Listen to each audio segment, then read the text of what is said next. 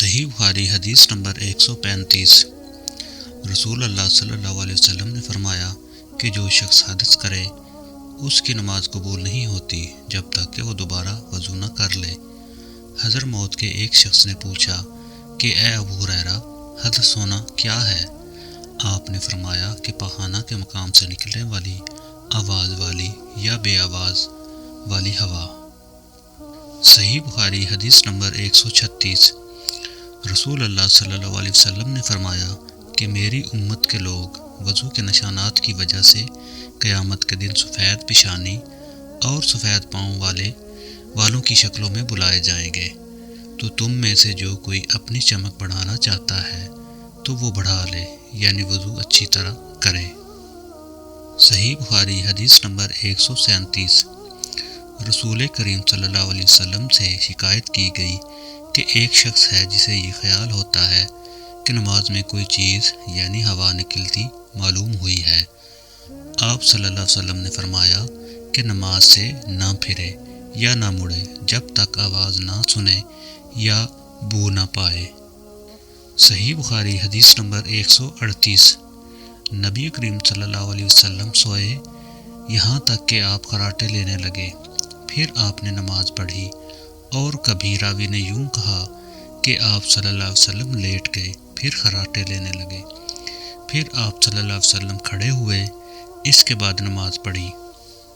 حضرت عبداللہ بن عباس رضی اللہ عنہ فرماتے ہیں کہ ایک مرتبہ میں نے اپنی خالہ ام المومنین حضرت میمونہ کے گھر رات گزاری، تو میں نے دیکھا کہ رسول کریم صلی اللہ علیہ وسلم رات کو اٹھے۔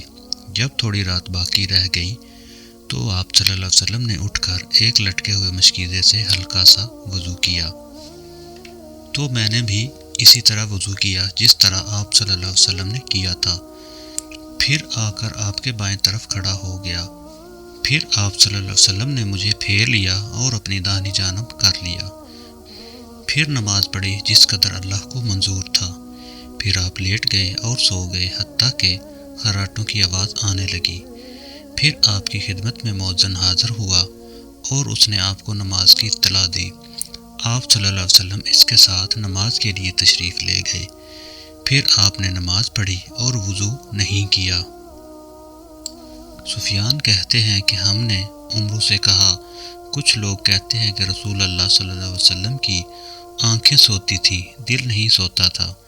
عمرو نے کہا، میں نے عبید بن عمیر سے سنا، وہ کہتے تھے کہ انبیاء علیہ السلام کے خواب بھی وہی ہوتے ہیں۔ پھر قرآن کی یہ آیت پڑھی، میں خواب میں دیکھتا ہوں کہ میں تجھے ذبح کر رہا ہوں۔ صحیح بخاری حدیث نمبر 139۔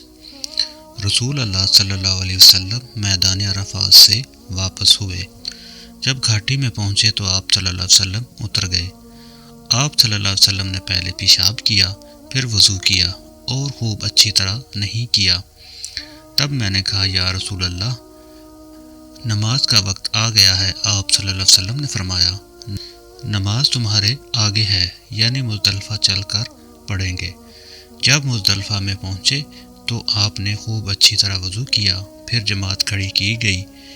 آپ صلی اللہ علیہ وسلم نے مغرب کی نماز پڑھی، پھر ہر شخص نے اپنے اونٹ کو اچھی طرح بٹھلایا، پھر عشاء کی جماعت کھڑی کی گئی اور آپ صلی اللہ علیہ وسلم نے نماز پڑھی، اور ان دونوں نمازوں کے درمیان کوئی نماز نہیں پڑھی۔ صحیح بخاری حدیث نمبر 140۔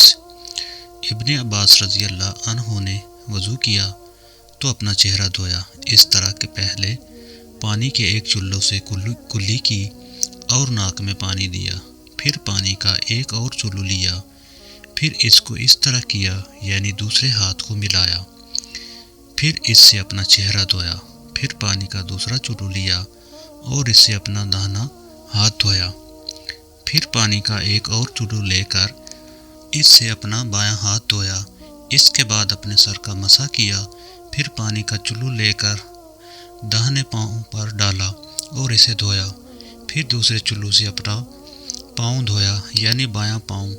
اس کے بعد کہا کہ میں نے رسول اللہ صلی اللہ علیہ وسلم کو اسی طرح وضو کرتے ہوئے دیکھا ہے۔